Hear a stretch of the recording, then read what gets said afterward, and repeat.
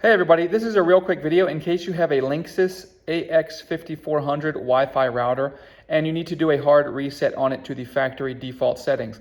Now there's two main reasons you'll want to do this. First is troubleshooting.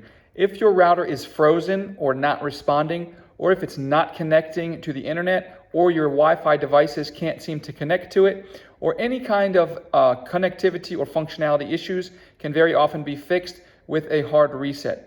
The other reason is if you're setting this up on a new internet connection in a new place and you just want to get a fresh start, we can go ahead and do a reset and get started as though this were a brand new device. It's very easy to do. All you need is a paper clip or a pin or something like that. And we're going to come in the back and find the reset button. Now, it's not enough to just press it. We want to have the unit turned on. We're going to push the paperclip into the hole and press and hold the button for several seconds until we see the LEDs begin to flash, indicating that the reset has started. We can allow the reset to complete and it will start back up as it did when it came out of the box at its factory default settings.